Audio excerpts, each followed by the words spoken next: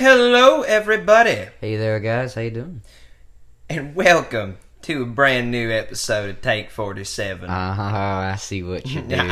Of course, I do declare. We are talking about a movie today that maybe deals with these accents a little bit, aren't we, Brandon? Maybe just a tad bit. What movie's that? The movie that we're talking about is The Devil All the Time. Devil All the Time? Yes. Not some of the time? No, not some. Just, Not like once a week? No. It's all the time. It's 24/7. wild, dog. It is absolutely wild. 365. All right. So, The Devil All the Time is a brand new Netflix film that came out about a week ago, a couple weeks ago.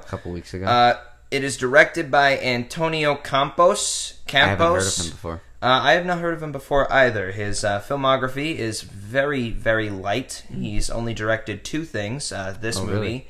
and a movie called After School in 2008. I'm not familiar.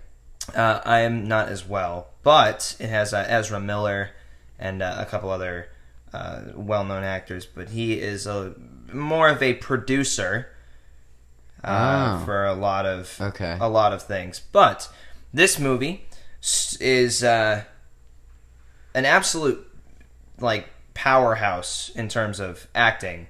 The amount of actors that are well known in this movie, you have Bill Skarsgård, Tom Holland, I forget his name, Sebastian Stan. Yep.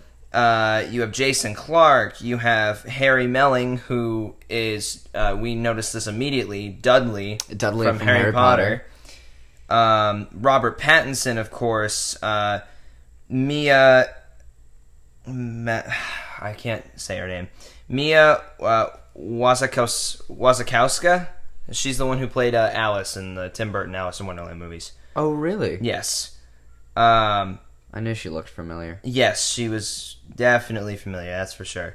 But a lot of really well-known actors in this movie. It's very, well, I would say it's very simple, but the movie follows this All right, hold on a family, second. This is not a very simple movie. This movie took many twists and turns.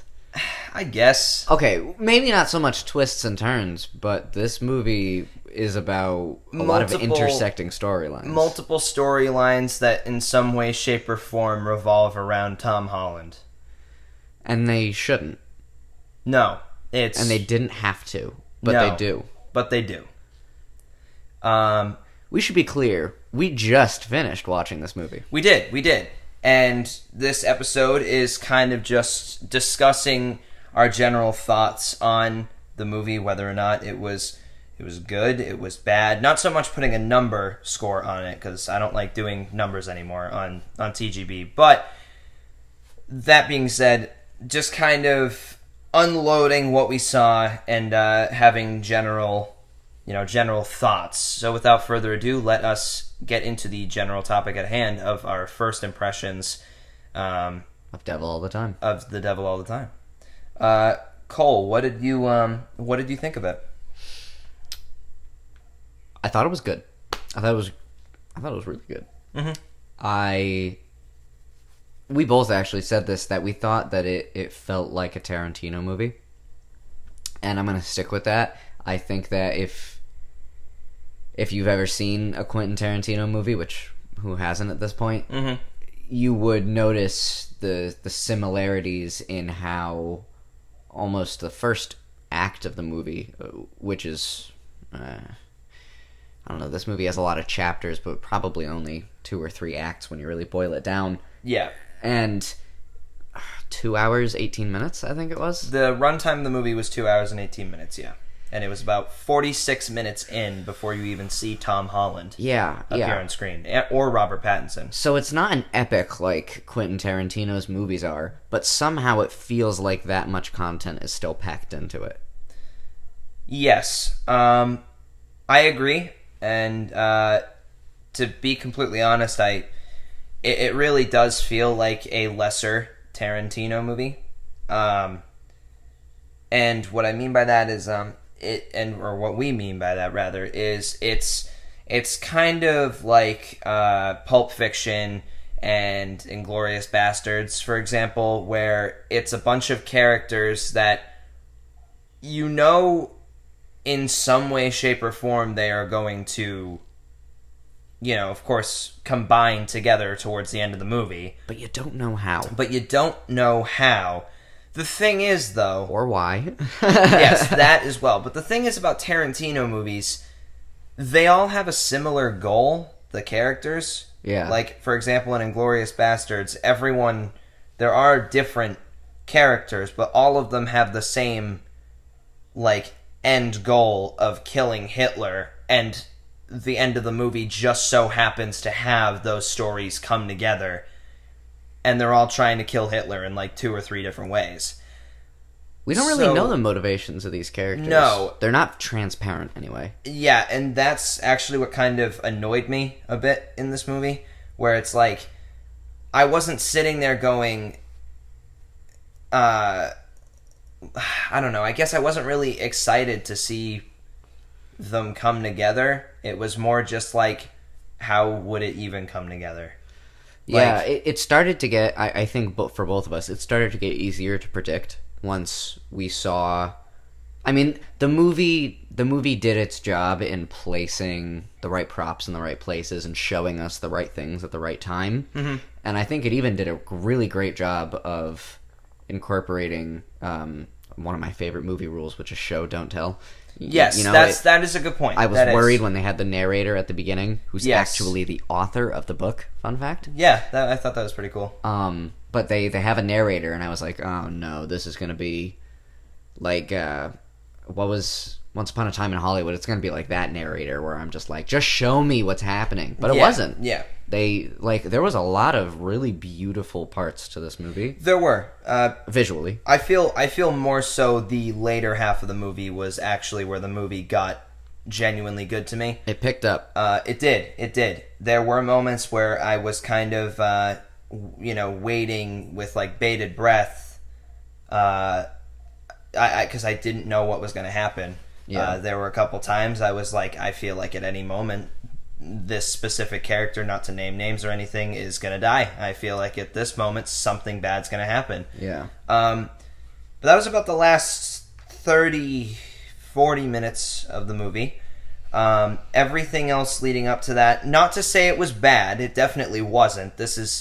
I'd argue that this is one of Netflix. This is one of their best, which One of their better movies that they come out with. Netflix originals Yeah. are hit or miss. Let's be real. they are mostly miss, in my opinion. But I mean, this was definitely not. This was not a bad movie by any means. Let's just talk about the acting real quick. We covered this on Take 47 before. This is one of our earliest episodes You talking about Tom Holland episode? Holland. Why do people like Tom Holland? And we said that we wanted to see him in a serious movie, in something that challenges him in some way, shape, or form as an actor, and to see whether or not that actually pays off, to see if Tom Holland actually is as good as it seems like he could be. For me, at least, I thought that this movie proved it. That he actually is a really, really good actor outside of being the quirky, mumbling teenager in Marvel movies. Absolutely. He full stop and turned around. I mean, like, this is such different work. Oh, yeah. Such different work. I mean, genuinely, the only thing that you could even compare between the two of them is Tom Holland is still a badass when it comes to fighting. That was 100% the case, yeah. But I never had any doubt in his athletic abilities. I guess I'm just... I am impressed. I should say that. I'm impressed with Tom Holland, and I respect him a little bit more because of this movie, and I don't want it to stop. No, I think I think this to that keep he going. can do even better than this, and that's why I'm trying not to give it my absolute highest praise, because I think I'm just impressed with what I just saw. And the hype's probably going to die down a little bit in a couple days, but Tom Holland, do this again. Yeah, absolutely. It was obviously it'd be ridiculously, spoilery if I even remotely talked about the scene. But I guess talking about one specific moment without actually spoiling it, where he keeps having to open the door and kicking it open over and over again. Yeah. In that part where Yes. he was breaking down. Very good. Very good. Like, I genuinely felt like bad for Tom Holland. I was like, this is rough. This movie is very heavy. He showed some very intense scenes of emotion. He did. That I was not expecting to come from someone who has, like, arguably a pretty stoic frog holding face. Yes, yeah, frog holding, absolutely. Absolutely. Sorry, Tom. It's just business. But all these actors, I don't think any of them were bad at all.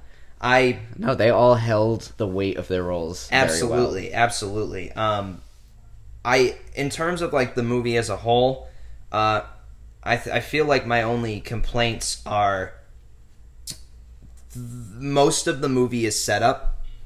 Most of the movie was set up. I'd honestly argue that this might have been better as a limited series, having only a like select a television few episodes. show, and Yes, because I was getting Watchmen vibes from this, and I don't mean story in any means, because they are completely different and have nothing to do with each other. What I mean is, Watchmen was a lot of stories that you had no idea, like, what, who, why, like, what, how is this going to come together? And you just kept watching each episode, and you started finding out gradually. Whereas a movie only has 2 hours and 18 minutes to show all these characters from point 0 to point 100. Because there were a lot of moments in this movie. You see Tom Holland when he's a kid, and then you see him as a young adult. You see his dad go through this whole... his dad, played by Bill Skarsgård, had, like, this whole thing, and it felt... I feel like it would have flowed a little bit better had it been, like, an episodic thing. Not so much like multiple seasons, but more like like I said, a limited series, maybe like 5-6 episodes. now is that because you want more, like, resolution? No, I felt like the execution for some moments was kind of sloppy, and like, so you think it would have benefited? I feel from like more it would have time? benefited if it had just a little bit more time, because towards the end, when all the character arcs are being fulfilled, I really didn't care about anyone except Tom Holland.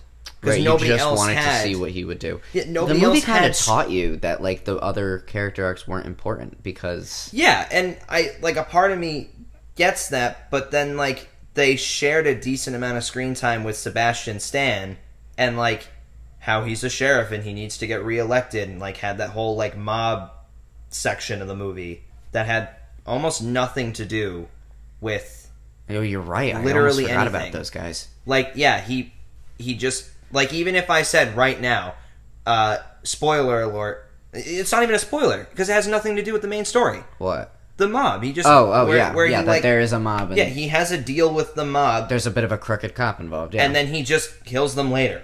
Okay, that's it. It had nothing to do with the main story. It was, I don't know. Like, I feel like that could have. your point I don't know. point resonates with me in the sense of I would have loved to see a deeper character arc for the cop, and that's what the mob served to do. Like, Yeah. the mob was there to show that, like, the cop had a conscience, you know, that he wasn't.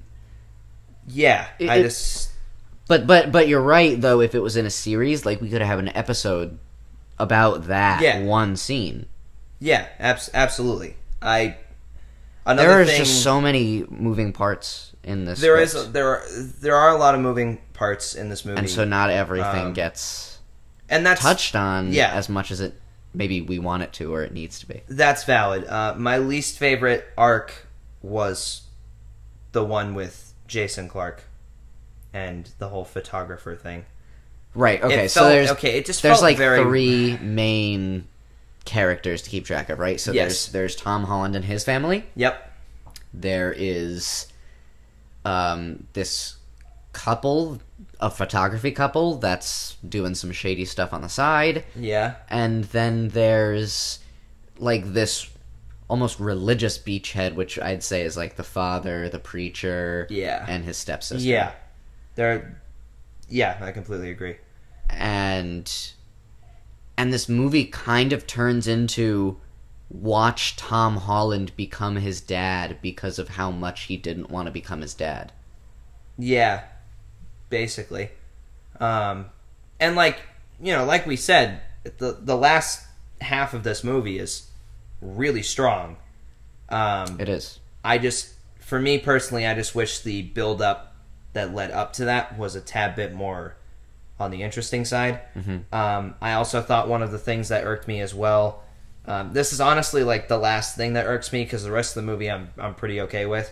There were moments where they would show flashbacks of the scenes we just sat down for 40 minutes to watch. It did make it a little hard to keep And track it was of the time. like... No. What I mean is, like... Oh. You know when, for example, the scene where Tom Holland, this isn't a spoiler at all, is sitting with his stepsister, and he's like, I don't pray anymore, and then shows a scene that we just watched, where Yes. it's like that tiny little moment of the scene, and it's like, we don't need to see that. It was almost like the director didn't trust that the audience picked up on those moments, and like He kept tried to throwing make it a these, little too obvious. yeah, and kept trying to make the scenes in, to throw the scenes in just to make sure that the audience was like, hey, just so you know, remember this, even though you sat down for the first 40 minutes of this movie and went through that whole thing. You used a word earlier, jarring. Jarring, yes. I would agree that that is a way to describe this movie very well. Not only are the flashbacks a little jarring sometimes, but so are the actions that the characters commit and the subject matter of the movie itself. Yeah. And I felt almost as tense and anxious as I did while watching Uncut Gems. I agree with that, actually. Do you? Yeah, no. You remember I watching do. that movie? I mean, like, I was just... My muscles were all just tight. Like, Yeah, I couldn't especially at like the end breathe of sometimes. Yeah, the end of and- Uncut Gems was like that. Yeah, 100%. Where I do agree with you on that. Actually, I actually forgot that movie existed for some reason. I don't know. both on Netflix right now. So like for me personally, I would recommend it. Honestly, I'd say watch this I movie. would. Watch this movie if you are a big Tom Holland fan. Watch this movie if you really like Tarantino movies. Watch this movie if you want a cool mystery movie. Oh my god, he did exactly what we asked him to. I said put him in a mystery. Yeah. They freaking did it. Oh, we should probably a quick disclaimer though. We say this is like watch this if you like if you like Tarantino movies, because it is, to be fair, structurally speaking, Quite similar. quite similar. It does not have Tarantino humor though. Oh, no. The movie is almost Strikingly completely unfunny. devoid of comedy. Yeah, like this is a is very tragic serious. through and through. Yes, it's not. It is not Tarantino humor in any way, shape, or form. So just structurally speaking, it is similar to that of a Tarantino movie. But yeah, I mean, personally, I'd recommend it. I feel like watching it once is enough. But I'm absolutely happy that Tom Holland really came through, and finally we get to see him not be Peter Parker in like every movie he's in. Mm-hmm. And I'm happy I think that's with the that. main takeaway. Yeah, I completely agree. Is that this movie was really enjoyable to watch. Yeah. All of the actors that we wanted to see do their thing. I And would- they did it great. I would also like to see this director a little bit more. Right, I- because you said he's only had two motion pictures directorial now. credits, yeah. And like the way he handles violence in this movie is the kind of violence I like, where What do you mean by that? it's not romanticized. And what I mean by that is it's not like, for example, like, I guess I'm trying to think of something that would... It's not something that tries to make the violence badass or like glorify it in some way. It is it's ugly. the violence is filmed in a very ugly way. They take it as seriously as they do everything else. It's Yes. not something that's light. And I like that a lot. I do too. And I definitely I would like to see him maybe do his own work instead of trying to, because this was a novel, as we found out by the end of the credits, of course. Mm-hmm. But I'd like to see him in general. I think it was pretty good for his second directorial debut, I guess you could say. So yeah, again, I'd love to see some more. Yeah. Show us some more, please. So that was our thoughts on The Devil All the Time. It is on Netflix. You guys can absolutely go and watch it. We both recommend it. Yeah, let us know in the comments below if you do watch it and what you think. Yeah, absolutely. Thank you guys so much for this short but sweet, I think, episode of Take 47. And we will see you guys on the next episode. Peace out, guys. See you later.